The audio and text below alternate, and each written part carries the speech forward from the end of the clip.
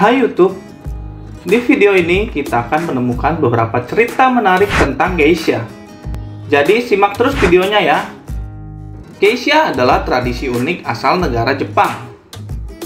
Geisha merupakan julukan yang disematkan kepada wanita yang bekerja sebagai pekerja seni tradisional di Jepang. Nah, untuk menjadi seorang geisha, dibutuhkan pelatihan ketat selama bertahun-tahun. Mereka ini bekerja keras mengasah bakatnya, seperti bermain musik dan menari. Bagi yang kurang pengetahuan, istilah geisha selalu disangkutkan dengan kegiatan prostitusi. Namun faktanya, geisha tidak menjual tubuhnya kepada tamu yang berkunjung. Tetapi, seorang geisha bekerja secara bergantian dengan PSK kelas tinggi di Jepang yang disebut oiran. Tugas geisha adalah memainkan musik, menari, dan menggoda tamu agar tetap terhibur sembari menunggu kedatangan si oiran tersebut. Nah, hal ini yang terus dibanggakan oleh geisha. Sehingga pada abad ke-19 mereka mempunyai semboyan, "Kami menjual seni, bukan tubuh. Kami tak pernah menjual diri, tubuh kami hanya demi uang." Awal mula stigma negatif geisha ini dimulai pada akhir Perang Dunia Kedua. Pada saat itu, banyak PSK Jepang yang mendatangi anggota militer Amerika Serikat dan mengaku sebagai geisha. Mereka ini memancing anggota militer Amerika Serikat dengan fantasi eksotis dari geisha. Ketika kekalahan Jepang atas sekutu pada Perang Dunia Kedua, saat itu banyak PSK Jepang yang mendatangi anggota militer Amerika Serikat dan mengaku sebagai geisha. Banyak wanita yang putus asa sehingga mereka rela tidur dengan musuhnya hanya agar bisa mendapatkan makanan saja. Berikut adalah beberapa fakta mengenai geisha.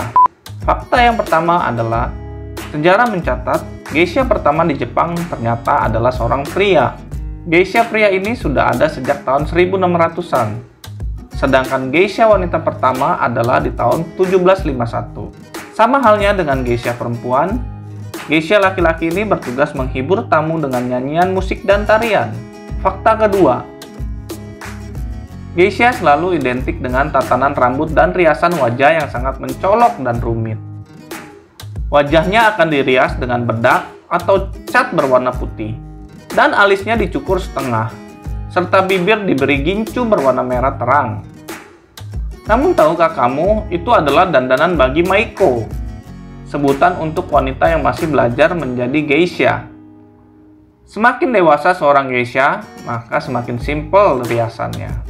Sebelum menjadi geisha, semua perempuan harus menjadi maiko selama bertahun-tahun sebelum mencapai pangkat yang lebih tinggi dari seorang geisha. Kini, mereka lebih menawarkan pertunjukan seni dan tradisi khas Jepang. Bedak putih yang melapisi seluruh wajah dan leher jadi karakteristik riasan geisha. Geisha biasanya memainkan alat musik gesek yang disebut shamisen. Fakta ketiga, geisha perempuan berpakaian pria. Sebelum geisha pria, ada juga kelompok yang disebut shiraboshi. Mereka adalah perempuan. Mereka adalah perempuan yang menyamar sedemikian rupa untuk menyembunyikan identitas mereka dari pelanggan. Para perempuan-perempuan itu mengenakan pakaian pria.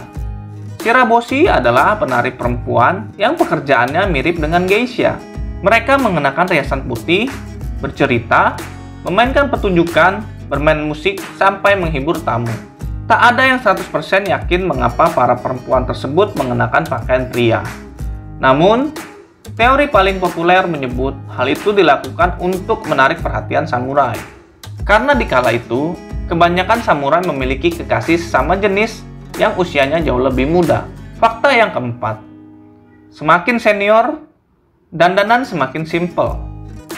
Citra geisha dalam benak banyak orang adalah gadis dengan kimono dan dekorasi yang rumit di rambutnya. Seluruh wajahnya ditutupi dengan bedak ataupun cat putih. Ternyata, itu bukan tampilan geisha, melainkan maiko, para magang. Cat warna putih dan ornamen yang mereka kenakan sebenarnya adalah simbol dari kurangnya pengalaman. Tidak semua geisha masih muda. Makin senior geisha, ia justru kian dihargai. Pada masa kejayaan mereka, geisha yang paling populer berusia sekitar 50-an dan 60-an. Geisha percaya bahwa mereka menjadi lebih cantik saat mereka tumbuh dewasa.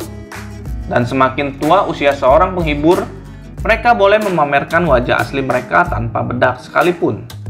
Ternyata, geisha akan pensiun setelah mereka menikah. Nah sobat, itulah beberapa fakta mengenai geisha. Salah satu budaya yang masih melekat di Jepang dan sampai saat ini masih dilestarikan. Jangan lupa untuk selalu nantikan video-video berikutnya dengan subscribe dan nyalakan lonceng notifikasinya. Bye YouTube!